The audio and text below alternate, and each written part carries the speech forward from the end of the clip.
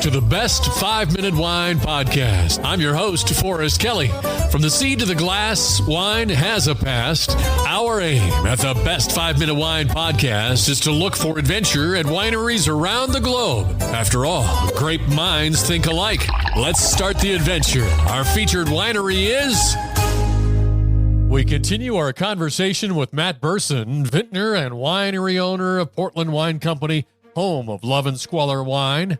That had to be kind of a difficult, rocky transition from working in the restaurant industry, going over to becoming winery owner. Yeah, I knew how to sell a bottle of wine, but when I talked about élevage or fermentation or anything like that, I had no idea what the actual physical reality of that was. And to go down to the winery and start rolling barrels around and cleaning them and seeing the lees coming out the bottom of them going down the drain was really a real eye-opener, and I liked it. Plus, I was burned out of restaurant work. I sort of reached the end I did it for about 12 years, pretty hardcore. It was time for a change. It was a good crossroads in my life and career. I see from your website that you were rescued from the restaurant grind by a band of marauding Oregon winemakers. And then you traveled to New Zealand and other parts around the entire world. Tell me a little bit about that. Well, hanging around with Patty Green and Jimmy Brooks and Jay Summers and Andrew Rich and the people down at the Carlin Winemakers studio, people were talking about working harvests abroad. And it was sort of, I wasn't aware of it, but it's sort of like, someone out of culinary school would go and stage at a restaurant in Europe to get some chops. And it's sort of the same thing. And like I said, I was at a crossroads in my life. I ended a relationship. I didn't have any responsibilities, job, kid, house. So I was like, well, I could do that. So through Patty Green's recommendation, I reached out to Larry McKenna, who I didn't know at all. Little did I know he's considered the Prince of Pinot in New Zealand, but she knew him because he'd come out to Oregon a number of times for the International Pinot Noir celebration. And I sent him an email with my very light winemaking resume and said, hey, Patty said I should reach out to you. And he said, sure, mate, come on down. So that began. So I put all my stuff, all my belongings into my friend's basement and hopped on a plane. So that started my sort of few years of travel. I figured I was about 30 years old and I didn't really want to go back to school. And I was already learning so much just working with these amazing winemakers.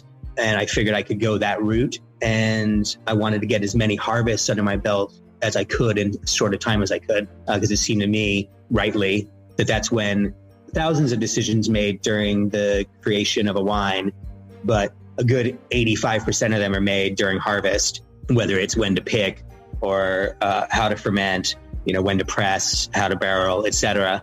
And I wanted to be exposed to as much of that as possible. What a great opportunity to be able to do that. You mentioned going back to school, which, you're kind of just restricted to book learning, where you had the opportunity to actually go on site and get your hands dirty, your feet dirty in the vineyard. You mentioned that that's incredibly hard work. You also mentioned business minutia. The minutiae is where the small details lie. What is your definition of business minutia? Well, it's all well and good to put some wine in a barrel, taste it every week and get excited about it and figure out a label and, work with an artist to design it. And, that's all exciting and lovely, like whatever it is, waiting for a flower to bloom or putting the glaze on a pot. At some point, you end up with 50, 60, 70 cases of wine. And you have to figure out, one, how to sell that, which can also be fun. But for a lot of people, particularly people who are into farming, can be a little daunting. And also you need to create a business to support that, with licensing and reporting and quick booking and all that really romantic wine stuff. That's all it means. And I certainly don't get bogged down in it. Fortunately, I have a great bookkeeper and some other people to help keep me on the straight and narrow when it comes to the business part.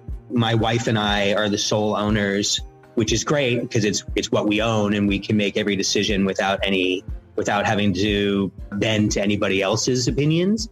But we're also wholly responsible for everything in it. Yeah.